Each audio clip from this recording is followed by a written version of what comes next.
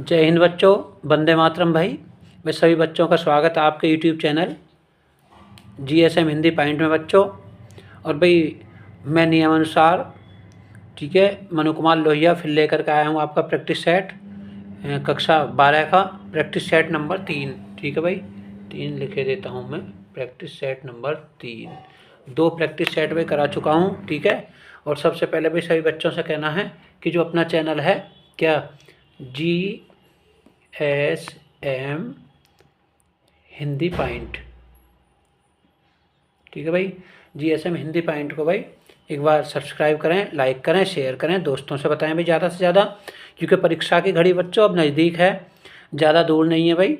तो सभी बच्चे जो है ध्यान से प्रैक्टिस सेट देखें, और जो देखेगा मैं मानता हूँ कि बहुत ही जो है इतना अच्छी तरीके से हमने प्रैक्टिस सेट तैयार किए हैं, कई साल के मिला करके किए हैं। ठीक है, तो आप यदि इन प्रैक्टिस सेटों की तैयारी कर लेंगे तो 100 में 100 तो भाई होने ही हैं, स्वाभाविक है, आपको कोई नहीं रोक सकता। ठीक है बच्चों, तो भाई 3 घंटे का आपका जो पेपर होगा और 15 मिनट और आपको जो है विद्यार्थी को प्रश्न पत्र पढ़ने में मिलेंगे भाई।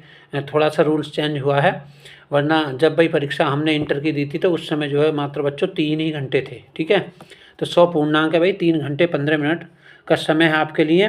15 मिनट परीक्षार्थी को प्रश्न पत्र पढ़ने के लिए निर्धारित है, जबकि बड़ी परीक्षाओं में बच्चों 15 मिनट नहीं मिलते, क्योंकि ये बच्चे हैं तो बच्चों की वजह से जो है 15 मिनट मिल जाता है। इसमें छोटे बच्चे हैं समझने में पेपर के। ठीक है, तो बेटा दूसरा नंबर देखिए, इस प्रश्न पत्र में 2 खंड हैं।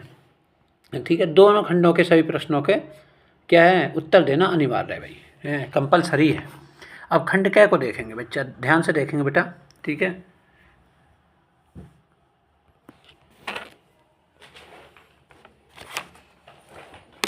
पहले को देखेंगे। आचार्य रामचंद्र शुक्ल ने हिंदी गद्य की प्रथम पुस्तक किसे माना भाई। ठीक है, अनेक विद्वानों ने अलग अलग पुस्तक मानी है, लेकिन ये पूछ रहा क्या मेन चीज़ देखिए, आचार्य रामचंद्र शुक्ल ने, हो सकता है कि किसी और लेखक के अनुसार कोई और हो, लेकिन इनके अनुसार क्या है, नासकित उपाख्यान को, छंद वर्णन की महिमा को, भाषा वशिष्ठ को, या सुखसागर को भाई किसे माना है। तो बच्चों इन्होंने माना है नासकित उपाख्यान। ठीक है बेटा, ए माना है। हो सकता है किसी और लेखक का नाम आ जाए तो वो कोई और रचना भी मान सकता है, लेकिन इन्होंने सबसे पहले क्या माना, किसी ने नहुस को भी माना है। ठीक है, तो आचार्य रामचंद्र शुक्ल के अनुसार हिंदी गद्य की जो प्रथम पुस्तक है क्या है, नासकित उपाख्यान है बेटा। ठीक है, दूसरा प्रश्न देखिए, गुलाब राय की रचना मेरी असफलताएं, गुलाब राय की रचना मेरी असफलताएं। बच्चों ध्यान से देखें, साधन कम है हमारे पास, लेकिन फिर भी हम आपको बिल्कुल दिल से पढ़ा रहे हैं भाई। ठीक है, समझ लीजिए आप बिल्कुल। गुलाब राय की रचना मेरी असफलताएं की विधा है, उपन्यास है भाई, नाटक है, कहानी है, निबंध है भाई। ये तो कोई सा भी नहीं है इनका। मेरी असफलताएं क्या है बच्चों, मेरी असफलताएं तो आत्मकथा है। क्या है, आत्मकथा। ठीक है बेटा, आत्मकथा भाई, कोई बात नहीं, आएगा ही नहीं पेपर में, कैसे मिसप्रिंट हुआ है, आत्मकथा आएगा तो आप आत्मकथा लगा देना। ठीक है, गुलाब राय की रचना मेरी असफलता है, मेरी आज असफलता है ना खुद की, तो इसका मतलब आत्मकथा है, खुद के बारे में दिया गया। ठीक है बेटा, तो आपका खैका हो जाएगा। ग का देखिए, ब्राह्मण पत्रिका के संपादक कौन है भाई, 3 का। ठीक है, ग का मतलब क्या है भाई, ब्राह्मण पत्रिका के संपादक पहले भी आया था ये, पहले प्रैक्टिस सेट में, तो इसका क्या हो जाएगा, प्रताप नारायण मिश्र। प्रताप नारायण मिश्र भाई सही होगा। ठीक है, अच्छा चौथा देखें बेटा, हजारी प्रसाद द्विवेदी का उपन्यास है, हजारी प्रसाद घ का, हजारी प्रसाद द्विवेदी का उपन्यास है, त्यागपत्र नहीं भाई, रणभूमि भी नहीं भाई, रणभूमि किसका होगा, रंगभूमि तो भाई प्रेमचंद का होगा, पुनर्वा है। ठीक है ना, 4 का क्या हो जाएगा, घ का सी हो जाएगा, पुनर्वा। ठीक है बेटा, पुनर्वा बिल्कुल सही होगा। देखिए ध्यान से देखेंगे वीडियो को, पूरी वीडियो देखेंगे भाई, तभी आपकी समझ में आएगा। अच्छा 5वां देखिए आप, यानी अणय, कन्हैयालाल मिश्र प्रभाकर की रचना क्या है, कन्हैयालाल मिश्र प्रभाकर की रचना क्या है भाई, विचार प्रवाह, माटी होगी सोना, परख, या साहित्य और समाज। तो भाई माटी होगी सोना, वेरी वेरी इंपॉर्टेंट रचना है भाई। ठीक है, नहीं क्या है बेटा, माटी हो गई सोना, अणय का, कन्हैया लाल मिश्र प्रभाकर का। अच्छा अब आ जाता है भाई कौन सा, भारतेंदु युगीन कवि, भारतेंदु युगीन कवि हैं, प्रेमधन है, महादेवी वर्मा है, भवानी प्रसाद मिश्र है, नरेंद्र शर्मा, वही बताइए भाई। प्रेमधन है, 2 का क्या हो जाएगा, ए हो जाएगा बेटा, ठीक है, पहले का ए हो जाएगा क्या, प्रेमधन। अच्छा, अब ख का देखिए हुंकार, वेरी वेरी इंपॉर्टेंट है भाई। हुंकार काव्य की रचयिता कौन है, बहुत ही इंपॉर्टेंट है, ठीक है, ध्यान रखना। रामधारी सिंह दिनकर हैं, रामधारी सिंह दिनकर। ईर्षा तू ना गई मेरे मन से, मनुष्य और सर्प, बहुत सारी ऐसी ऐसी रोचक रचनाएं हैं, ठीक है। तो उनमें क्या है, हुंकार, ठीक है बेटा। अब देखिए यहाँ प्रयोगवादी काव्य धारा के कवि कौन है भाई, ठीक है। तीसरे का प्रयोगवादी काव्य धारा के प्रमुख कवि कौन है भाई, बताइए। तो भी हो जाएगा इसका केदारनाथ अग्रवाल। प्रगतिवादी बोल देते हैं, प्रयोगवादी बोल देते हैं, ठीक है बेटा। अब देखिए दूसरी साइड का पेपर आपको दिखाता हूँ मैं। तीसरा सप्तक का प्रकाशन, ठीक है बेटा, घ।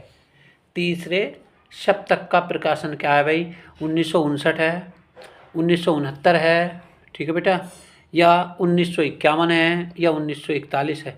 तो क्या हो जाएगा, ए हो जाएगा बेटा, 1959, ठीक है। अब बढ़े देखिए, पल्लव से उद्धृत कविता परिवर्तन के रचयिता हैं। पल्लव से उद्धृत कविता परिवर्तन रचयिता भाई महादेवी वर्मा हैं, ये सुमित्रा नंदन पंत हैं, सूर्यकांत त्रिपाठी निराला होंगे, जयशंकर प्रसाद होंगे। भाई सुमित्रा नंदन पंत जी हैं, बिल्कुल वेरी वेरी इंपॉर्टेंट, पल्लव से उद्धृत, ठीक है बेटा। अब आगे देखें भाई, अब है अशोकोजिस। यह दिए गए गद्यांश का आधारित निम्नलिखित प्रश्नों के उत्तर दीजिए। अशोक को जो सम्मान कालिदास से मिला वो अभूतपूर्व था। क्या था, अभूतपूर्व था बेटा। सुंदरियों के आसिंजनकाल नूपुर वाले चरणों में मृदु आघात से फूलता था, ठीक है। अशोक का जो फूल की जो वर्णन है वाल को कालिदास ने किया है। अभूतपूर्व मतलब तुलना नहीं की जा सकती। उन्होंने बताया कि जब फूल हैं वो कैसे हैं, सुंदरियों के आसिंजनकारी कहते हैं, आश्चर्यजनक नूपुर वाले चरणों के मृदु आघात, जैसे घुंघरू बज रहे हों किसी स्त्री के, यानी सुंदरी के पैरों में मृदु आघात, मधुर आवाज़ में आघात कर रहे हों, वह फूलता था। कोमल कपोलों, जो कोमल पंखुड़ियाँ थी कैसे लगती थी, जैसे किसी सुंदर स्त्री के गालों पर, कर्णावस्तम का मतलब है कानों पे पहनने वाले बड़े कुंडल जैसे गालों पे लटकते हैं, के रूप में वह झूलता था, ठीक है। अशोक पे वो फूल कैसे झूलता था, जैसे किसी सुंदर स्त्री ने क्या कर रखा है, अपने सुंदर गालों पे बड़े बड़े कुंडल जो कानों में धारण कर रखे हैं और लटक रहे हैं, गालों तक आ रहे हैं, ठीक है। हाँ, और चंचल नील अलकों की, जैसे कि चंचल जो है अलग कहते हैं बाल, ठीक है, नीले रंग के बालों की अचंचल शोभा को 100 गुना बढ़ा देता है। जैसे कोई स्त्री है और उसके अलग का मतलब है उसके बाल जो हैं, बालों को कुंडल जो हैं शोभा और उसकी जो दुगनी कर देता है। वह महादेव के मन में क्षोभ पैदा करता था। महादेव का मतलब शिव, ठीक है। वह महादेव के मन में, क्षोभ का मतलब दुख, यानी सती जब चली गई हैं तो भगवान शिव जो दुखी रहने लगे हैं, तो उस अशोक के पेड़ को देखते हुए क्या है, देखिए अशोक के का वृक्ष का बाल को बहुत महत्व है। सीता जी अशोक के पेड़ के नीचे ही रही थी, तो अशोक का मतलब ये भी है कि किसी को शोक ज़्यादा ना हो, किसी को ज़्यादा कष्ट ना हो, है ना। मर्यादा पुरुषोत्तम के चित्त में सीता का भ्रम पैदा करता था, है ना। तो मर्यादा पुरुषोत्तम के चित्त में सीता का भ्रम, जब माता सीता कहाँ है, अशोक वाटिका में बैठी हुई हैं, और मनोजमा देवता के एक इशारे पर कंधे पर से फूट उठता है। मनोजमा देवता यानी जो भगवान कामदेव है, उनके भी एक इशारे से पूरा जो है मंडल, ये संसार मंडल जो है प्रसन्न हो जाता है, ठीक है बेटा। अब देखिए इसके प्रश्न का आंसर देखिए। उपयुक्त उद्यांश का संदर्भ लिखिए भाई। संदर्भ का मतलब है इसका क्या हो जाएगा, संदर्भ का मतलब हो जाएगा कि प्रस्तुत गद्य पंक्ति हमारी पाठ्य पुस्तक किससे ली गई है भाई, अशोक के फूल से ली गई हैं, और इसके लेखक कौन है, हजारी प्रसाद द्विवेदी हैं, ठीक है बेटा। इसके लेखक कौन है, हजारी प्रसाद द्विवेदी हैं, सीधा इसका संदर्भ होगा। रेखांकित अंश की व्याख्या कीजिए। रेखांकित अंश का मतलब यही है कि वो फूल कैसे लगते हैं, जैसे सुंदर स्त्रियों ने जो है, जो आश्चर्यजनक आश्चर्यजनक जो स्त्रियों ने अपने पैरों में, चरणों में मृदु आवाज़ करने वाले घुंघरू पहन रखे हों, या उनके गालों पर जो है क्या है, कर्णावस्त का मतलब है बड़े बड़े कानों में कुंडल पहने हुए हों जो गालों पर लटक रहे हों, और जैसे चंचल नील अलकों के चारों तरफ जो है नीले रंग के जो बाल हैं, ठीक है, वो बाल जो है उसकी शोभा बढ़ा रहे हो। इसका अर्थ जो इस तरीके से हो जाएगा ख का। अब भी देखिए इसमें क्या, संस्कृत के किस कवि ने अशोक को सम्मानित किया, तो भाई कालिदास ने किया। ये लिख रहा महाकवि कालिदास संस्कृत के प्रथम भाई कवि भी हुए, श्रेष्ठ हुए। अभिज्ञान शकुंतलम भी लिखा इन्होंने। अब देखिए अशोक पर फूल आने के संबंध में लेखक क्या विचार है। फूल आने के बाद में लेखक के क्या विचार हैं। वो कहते हैं कि कहीं सीता के, भगवान पुरुषोत्तम भगवान राम के मन में क्षोभ है, भगवान शिव के मन में क्षोभ है, ठीक है, इस प्रकार की वो कल्पना देते हैं, तो हम इसे लिख देंगे। अणे देखिए भाई आशिंजकारी और बेटा, ठीक है, और कर्णावस्थ का क्या अर्थ है। तो मैंने बताया था आशिंजकारी का मतलब आश्चर्यजनक है, कर्णावस्थ का मतलब है जो कानों में पहनने वाले भाई आभूषण है, कुंडल है, ठीक है बेटा। अब देखिए और दिखाता हूँ भाई साधन कम है हमारे पढ़ाने के, लेकिन हम दिल से पढ़ाते हैं, तो आप बच्चों दिल से पढ़ना, ठीक है भाई। हाँ, कितना अच्छा पाठ है भाई। निंदा कुछ लोगों की पूंजी होती है, पूंजी का मतलब धन होता है ना, बड़ा लंबा चौड़ा व्यापार फैलाते हैं ये बुराई करने वाले, निंदा करने वाले, है ना। वे इस पूंजी से कई लोगों की प्रतिष्ठा ही दूसरों पर कलंक कथाओं के प्राण पर आधारित है, बड़े रस विभोर होकर तिस स्वकल्पित कलंक कथा सुनाते हैं, है ना। ऐसे ऐसे सुनाते हैं, एक एक शब्द कथा का मतलब जैसे कि कोई भागवत कथा सुना रहे हो, एक एक शब्द का अर्थ जो उस तरीके से सुनाते हैं बेटा, ठीक है, जैसे कोई भागवत कथा चल रही हो, है ना, एक एक अर्थ। कलंक कथाओं के प्राण पर आधारित है, बड़े रस विभोर होते हैं, तिस यानी जैसे जैसे उन्होंने कहानी सुनी होंगी वैसी वैसी उसे सुनाएंगे, ठीक है बेटा। तिस की सत्य कल्पित कलंक कथा सुनाते हैं और स्वयं को पूर्ण संत समझाने। देखिए जो बुराई करने वाला व्यक्ति है ना, अपने को बहुत बड़ा संत समझने लगता है दूसरे की बुराई करके, जबकि बच्चों किसी की बुराई करके कोई व्यक्ति आगे नहीं बढ़ा भाई, हमें मेहनत करनी चाहिए तभी हम आगे बढ़ेंगे। तो अब इसका आगे हम दूसरे पेज में देखेंगे भाई इसका प्रश्न उत्तर क्या पूछ रहा, देखिए।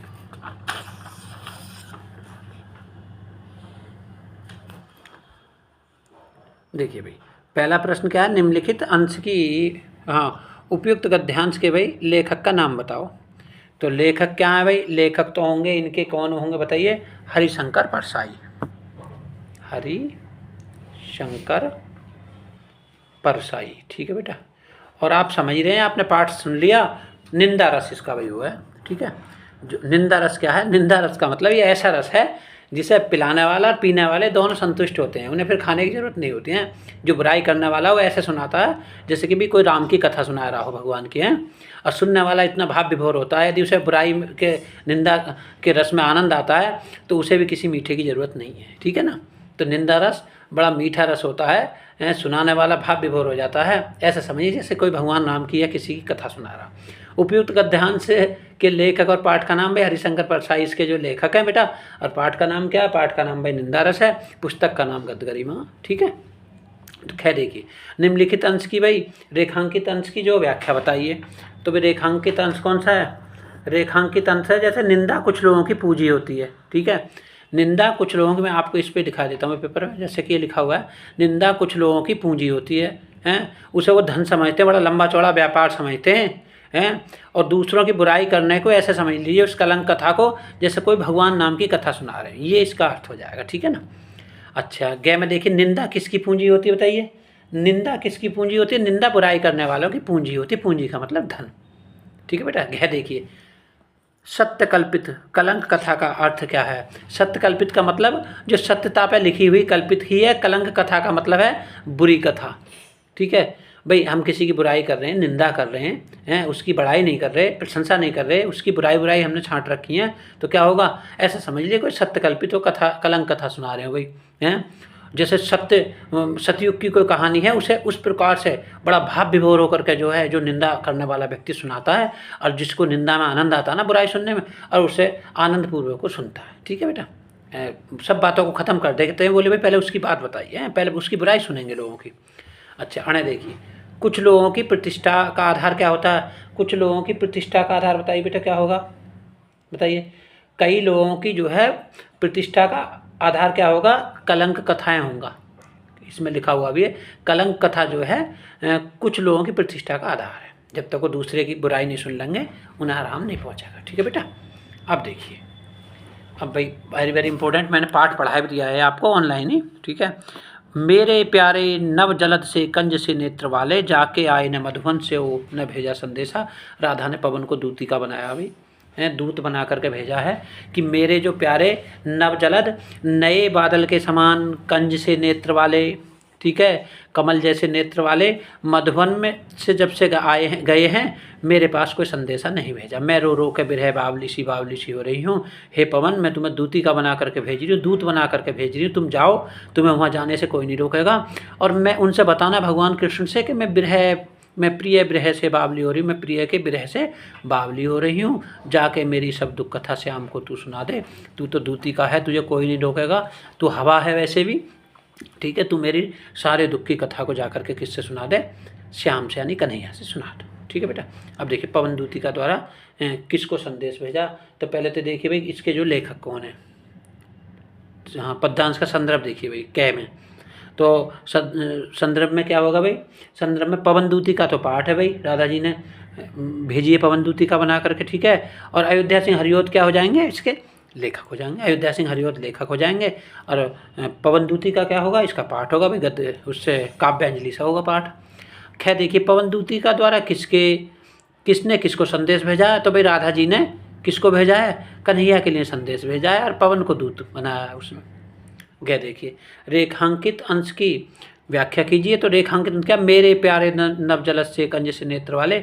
इसका अर्थ है कि जो मेरे कृष्ण भगवान हैं नवजलद नए बादल के समान, कंज से नेत्र वाले और कमल से नेत्र वाले हैं, ठीक है। मेरे जो प्यारे नए बादल के समान जिनका रंग है श्याम रंग है, ठीक है। और कंज से नेत्र वाले और कमल से नेत्र वाले कन्हैया, इसका ये अर्थ हो जाएगा भाई, ठीक है। रेखांकित का रेखांकित मतलब जिसके नीचे रेखा खींची हुई है। प्रस्तुत पद्यांश में श्री कृष्ण के सौंदर्य का वर्णन किस प्रकार किया? तो भाई सौंदर्य का वर्णन भी ऐसा ही है कि वो कैसे हैं? जलद से यानी बादल जैसे रंग के हैं और कमल जैसे नेत्र वाले हैं। और इसमें कोई जो उनके रंग रूप के बारे में नहीं लिखा, केवल यही लाइन उनके सौंदर्य के बारे में लिखी है कि मेरे प्यारे नवजलद से कंज से नेत्र वाले। मेरे जो कन्हैया कैसे? प्यारे बादल जैसे और प्यारे नेत्र, उनके नेत्र कैसे हैं? कमल के समान है, ठीक है बेटा। अच्छा अब देखिए प्रस्तुत पद्यांश में प्रयुक्त रस और उसकी स्थायी भाव क्या है भाई? तो भाई रस तो ये है कि मैं रो रो के प्रिय बावली हो रही हूँ, तो इसका मतलब है विरह वेदना से व्याकुल है राधिका भाई, ठीक है। कृष्ण जो है यानी जो नायक है वो नायिका से दूर है, तो भाई वियोग श्रृंगार रस होगा। स्थायी भाव उसका क्या हो जाएगा? रति हो जाएगा। भगवान कामदेव की जो पत्नी है रति के ऊपर हो जाएगा बेटा, ठीक है। अर्थ स्पष्ट है, बहुत ही आसान है, आप कर देंगे और मैं आपके साथ हूँ, ठीक है। इसे नहीं करो तो भाई अथवा में आ जाइए। मैं नीर भरी दुख की बदली, सदन में चिर निष्पद बसा, क्रंदन में आहत विश्व हंसा, नैनों में दीपक से जलते, पलकों में निर्झणी मतली। महादेव वर्मा द्वारा लिखा हुआ है और मैं नीर भरी बदली से लिया गया। अभी मैं नीर भरी दुख की बदली से लिया गया। अभी ऊपर लाइन लिखा हुआ है, शीर्षक भी पाठ का इसी में है, ठीक है ना। मैं नीर भरी दुख की बदली से लिया गया। और महादेव वर्मा जी इसकी लेखिका हैं, वो बता रही हैं कि मेरा जीवन कैसा है? मेरा जीवन दुख के बादल के समान है। जैसे बादल क्या है? पूरे स्पंदन में चिर निष्पद बसा, पूरे बादल जो है क्या है? पूरे आसमान में बसा रहता है, लेकिन उसका कोई स्थायी ठिकाना नहीं होता। क्रंदन में हाथ विश्व हंसा, ठीक है।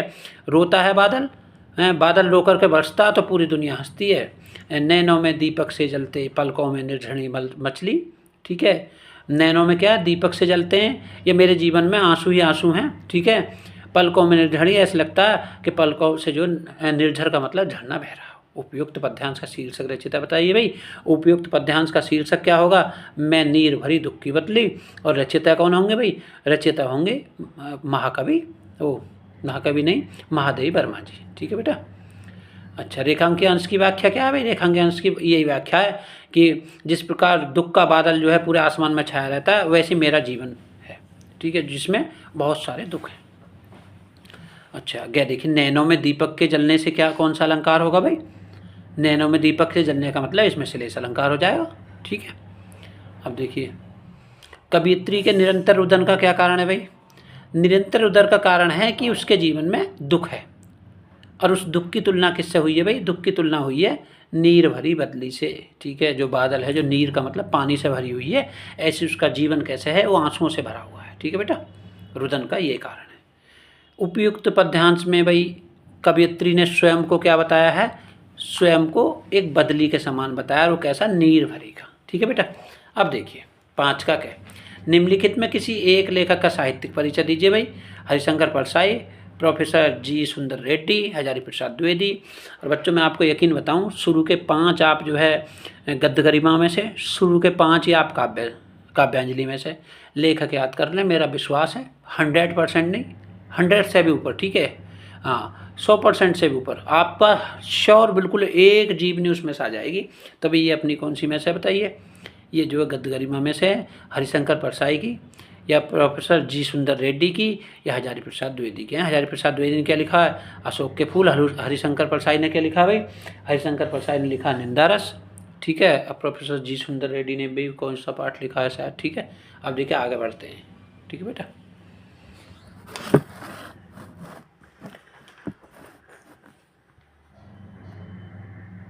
हाँ बेटा, वे तो हो गए भाई, आपने क्या हुआ, वे तो भाई थे अपने जो है मतलब गद्य संकलन के। और ये आ गए आपके काव्यांजलि के। शुरू के 5 में से जरूर इनमें से होगा। मैथिली शरण गुप्त हैं भाई, रामधारी सिंह दिनकर हैं और अज्ञे हैं, ठीक है। सच्चिदानंद हीरानंद बादशाह अज्ञे, पूरा नाम बूझ लेते हैं भाई इसका, ठीक है। तो बेटा इनमें से एक जीवनी लिख दोगे, 5 नंबर उसमें पक्के हो जाएंगे, 5 इसमें।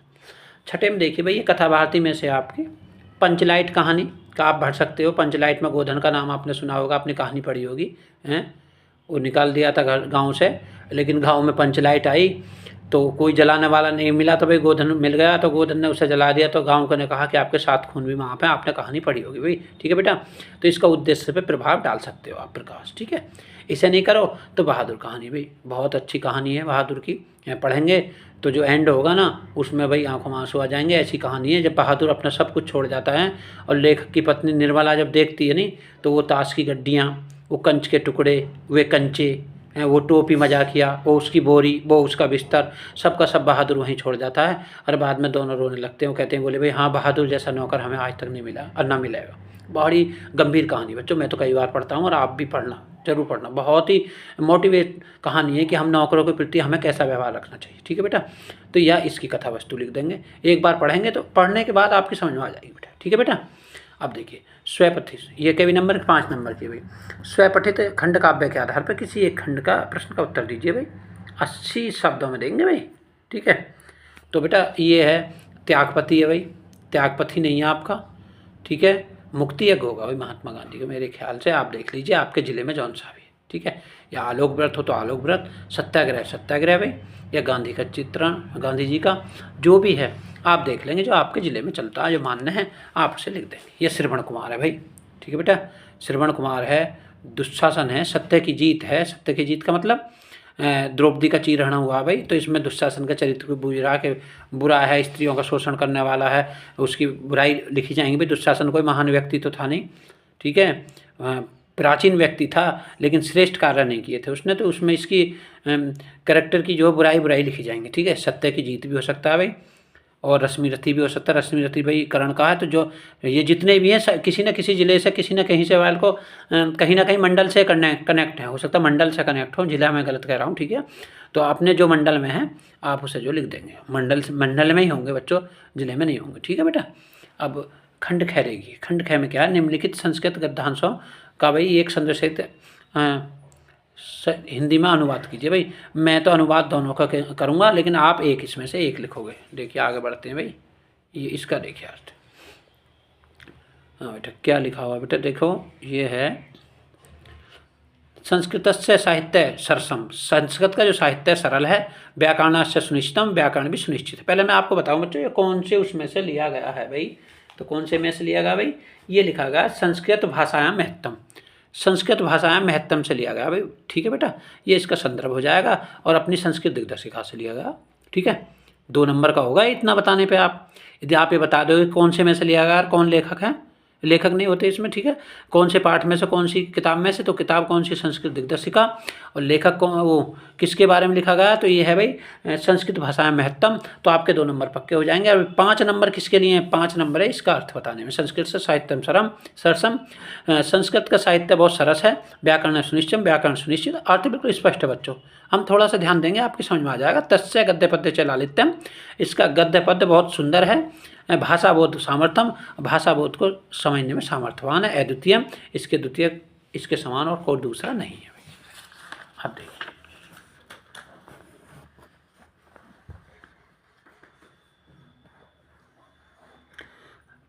हाँ बेटा देखिए, सेट कर रहा हूँ पेपर को मैं।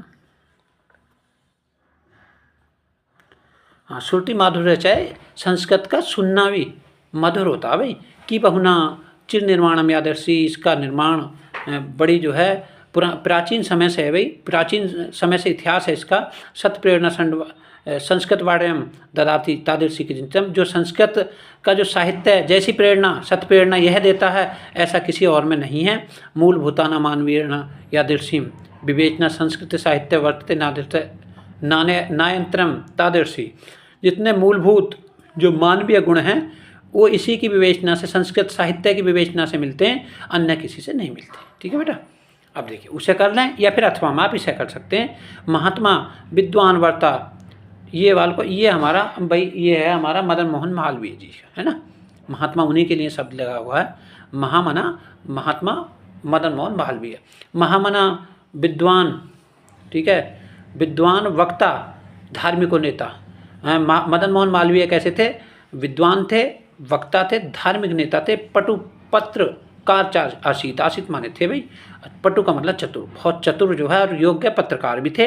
परमस्य सर्वोच्च गुण जन सेवा आसित, उनका परम गुण जो था, जो सबसे बड़ा गुण था वो क्या था? सर्वोच्च गुणम जन सेवे आसित, वो जनता की सेवा करते थे। यत्र कुत्तापि अयम, ये जहाँ भी, कुत्रापि का मतलब जहाँ कहीं भी, अयम जनाम दुखिताम, ये दुखी लोगों का दुखों को, पीड़ा माँ पश्यता, पीड़ा से या दुख से घिरा हुआ देखते थे। पश्यत का मतलब देखते थे। तत्र शीघ्र, वहाँ वह शीघ्रता से उपस्थित हो जाते थे। सर्वविधि सहायता करो, तो सर्वविधि से सब तरीके से उनकी सहायता करते थे। ठीक है बेटा, प्राणी सेवा अस्य स्वभाव एवासीत, प्राणियों की सेवा ही इनका स्वभाव था। आपका अर्थ बिल्कुल समझ में आ गया होगा। ठीक है बेटा, अब देखिए अब कौन सा भी प्रश्न हो, अब ये आ गया बेटा आपका जो है श्लोक। ठीक है, वे क्या था? वे भाई संस्कृत में थे। अब ये संस्कृत में श्लोक, जैसे कि आपने सुना देखा होगा गद्यगरिमा में क्या था? पहले भी गद्यगरिमा में उसका गद्यांश था, और फिर क्या थे? फिर पद था, काव्यांजलि। तो ऐसे इसमें फिर संस्कृत का आएगा। एक तो 5 नंबर का आ जाएगा, 7 नंबर का ये आ जाएगा, तो 7 का आपका ये आएगा। ठीक है बेटा, देखिए इसमें भी क्या है, संदर्भ पूछ रहा, तो भाई संदर्भ में क्या हो जाएगा? 2 नंबर का जो है क्या आ जाएगा? इसका एक तो नाम आ जाएगा भी लिखा हुआ, और नाम की जगह और क्या आएगा? ठीक है, नाम हो जाएगा, और दूसरा इस पाठ का मतलब जो है कौन सी किताब से ली हुई। तो संस्कृत जो है दिग्दर्शिका से बेटा ये जो है लिया गया है। ठीक है, कहाँ से लिया गया? संस्कृत दिग्दर्शिका से लिया गया। देखिए, जल बिंदु निपान किरमा से पूरे थे घटे, जल बिंदुओं से धीमे धीमे से क्या होता है? घड़ा भरता है। और भाई घड़ा कैसे भरता है? ये देखेंगे घड़ा कैसे भरता है। घड़ा इस तरीके से भरता है, जैसे कि स हेतु सर्व विद्याना धर्म सच धर्म, जैसे श्रेष्ठ विद्या जो है, श्रेष्ठ विद्या धर्म और धन से पूरी होती है। धर्म से और धन से जो है के जो गुण हैं वो सर्व विद्या में हैं, श्रेष्ठ विद्या में हैं। इसी प्रकार जल बिंदु निपातेन, धीमे धीमे जो है जल के बिंदु एक एक बूंद इकट्ठी हो सके, पूरे टेघटे घड़ा भरता है। ठीक है बेटा, इसे लिख देंगे अथवा में इसे लिख दिए। न में रोचते भद्र न उल्लूकम अभिषेकम, भाई जातक कथा से लिया गया। ठीक है, संस्कृत दिग्दर्शिका के किस पाठ से लिया गया?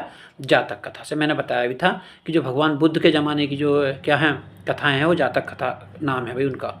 हैं, जब उसने नहीं था हंसपोता ने जो अपना मतलब हंस ने हंसपोतिका का विवाह के लिए कहा, उसने उल्लू को देख करके कहा, तो कौवा ने क्या कहा? मैंने रोचते, मुझे ये अच्छा नहीं लगता, भद्र है, ये सज्जन नहीं है। उल्लू काम अभिषेकतम, उल्लू का अभिषेक करना अच्छा नहीं है। क्यों? अक्रुद्धस्य मुखम पश्यम कथम अक्रुद्धो भविष्यति, जिसका नाराज ना होने पर मुख इतना भयानक होता है। पश्चिम कत्तो क्रुद्धम भविष्यति, यदि ये उल्लू नाराज हुआ तो इसकी आंखें कितनी डरावनी हो जाएंगी। ठीक है, वो कह रहा है क्रोधस्य मुख्यम पश्चिम, जिसका बिना क्रोध के मुख देखना इतना भयानक होता है उल्लू का। ठीक है, आंखें गोल गोल होती हैं। कथम क्रोधो भविष्यति, यदि ये नाराज हो गया तो इसका मुँह कैसा होगा। ठीक है, तो भाई ये जातक कथा से लिया गया है और आपके दिग्दर्शिका से। ठीक है बेटा, अब देखिए आगे भाई लोकोक्तियाँ पूछ रहा है। लोकोक्तियाँ मुहावरे में एक का अर्थ और वाक्य प्रयोग।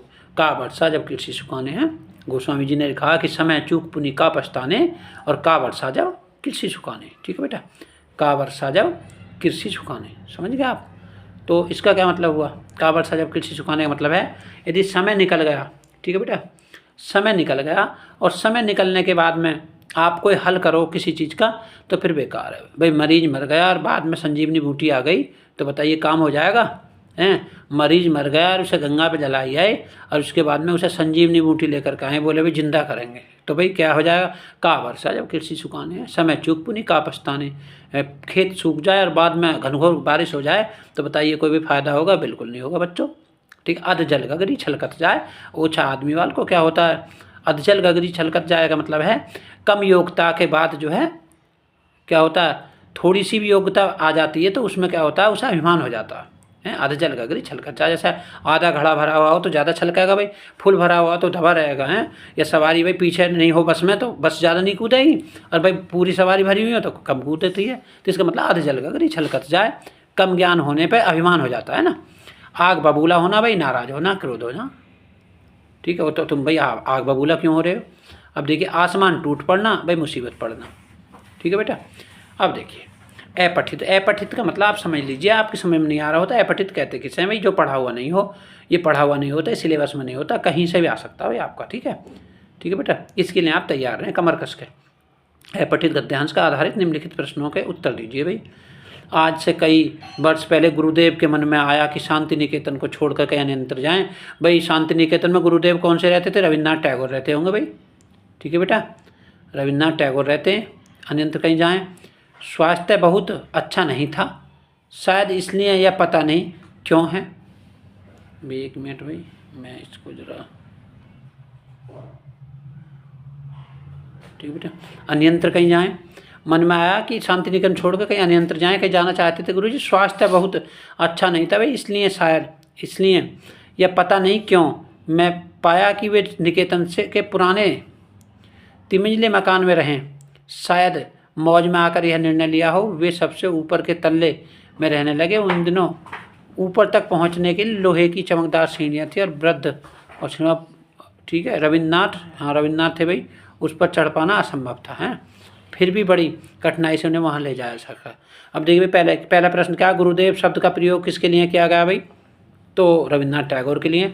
गुरुदेव ने शांति निकेतन छोड़ कर कहीं और रहने का मन क्यों बनाया भाई, बताइए। भाई वो बुजुर्ग हो गए थे, उन पर वहाँ तक चढ़ा नहीं जाता था उन सीढ़ियों पर, ठीक है, इसलिए।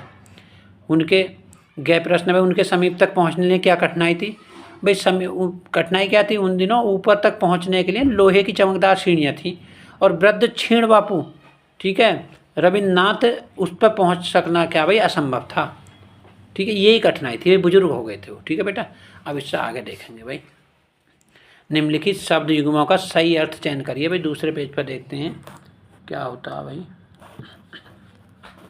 देखिए बेटा ये है अम्ब, क्या है अम्ब, अम्ब किसे कहते हैं भाई, अम्बू किसे कहते हैं, कहते हैं ना जय अम्बे गौरी, तो अम्ब का मतलब माता से है भाई, माता गौरी बोलते हैं, ठीक है।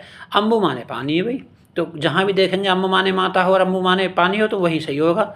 अम्ब का आम और बादल नहीं होगा भाई, गलत है, ये नहीं होगा। माता और पिता नहीं भाई, माता तो होगा लेकिन पिता नहीं अम्बू माने, तो ये भी गलत हो जाएगा। माता और पानी है भाई, ये सही है, ये सही है बेटा, बी हमारा बिल्कुल करेक्ट हो जाएगा, ठीक है बेटा। अब देखिए भवन और भुवन, भवन माने भाई घर होता है, भुवन माने संसार होता है, तो ये पहला ही सही है हमारा, ठीक है, भवन और भुवन। अच्छा अब देखिए निम्नलिखित शब्दों में से भाई एक का अर्थ के दो अर्थ लिखिए, किसी एक शब्द के दो अर्थ लिख दो। तो भाई द्विज है, द्विज का ब्राह्मण लिख दो, द्विज का दांत लिख दो, ठीक है, एक का ही पूछ रहा आपने, एक के लिख दो, बाहरित को मित्र पर ध्यान ही मत दीजिए आप। अब गए पे देखिए द्विज का लिख दोगे आप, ठीक है।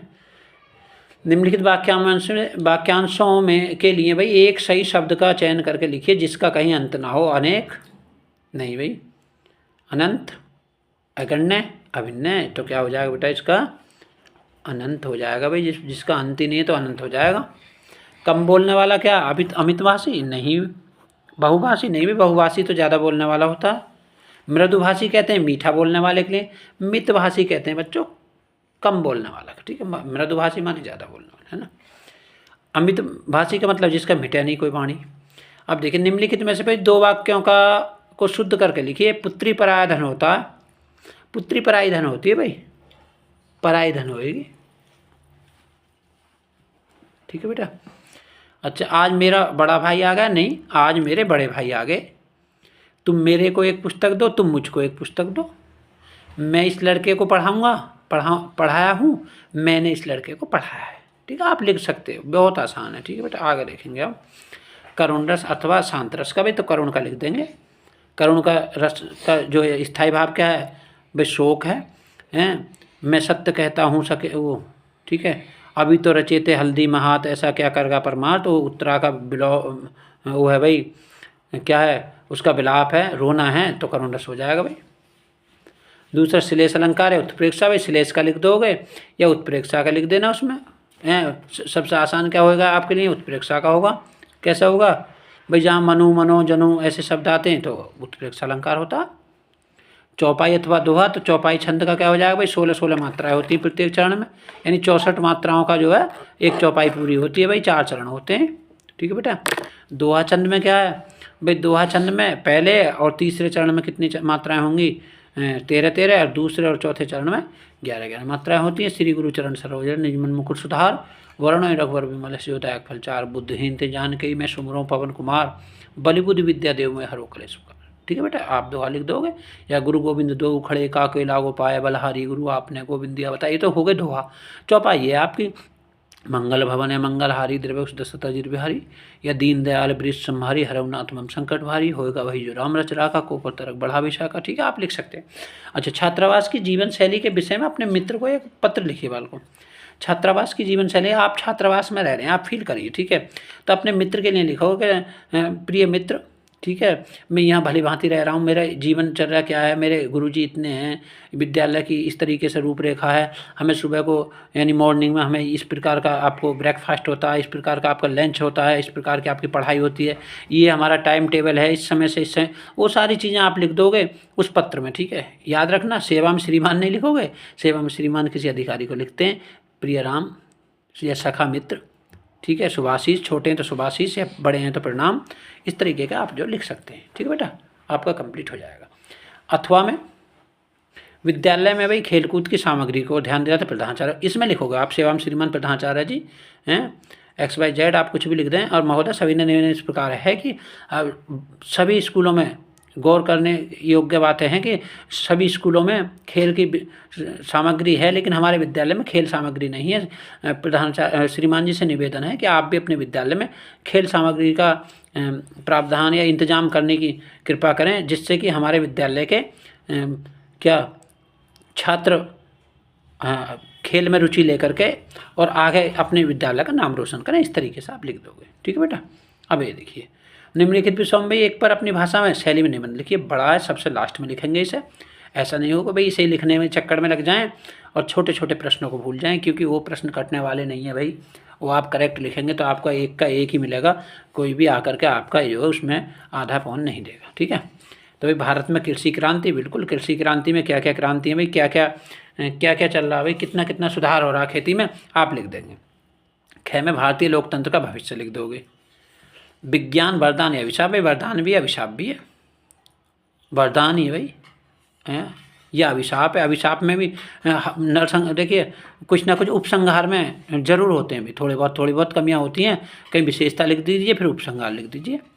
विद्यार्थी जीवन में अनुशासन का वेरी वेरी इंपॉर्टेंट भाई, ये तो आता ही है, एक बार रट लीजिए, चाहे आप BA तक हिंदी लीजिए या आप MA तक हिंदी लीजिए बच्चों, ये तो आता ही है। अनुशासन का महत्व बहुत जरूरी है ना। मेरा प्रिय कवि लेखक, कवि लिख दीजिए, कवि माने जो कविता लिखता है, लेखक का मतलब जो आपकी गद्य गरिमा लिखता है, गद्य लिखता है, ठीक है बच्चों।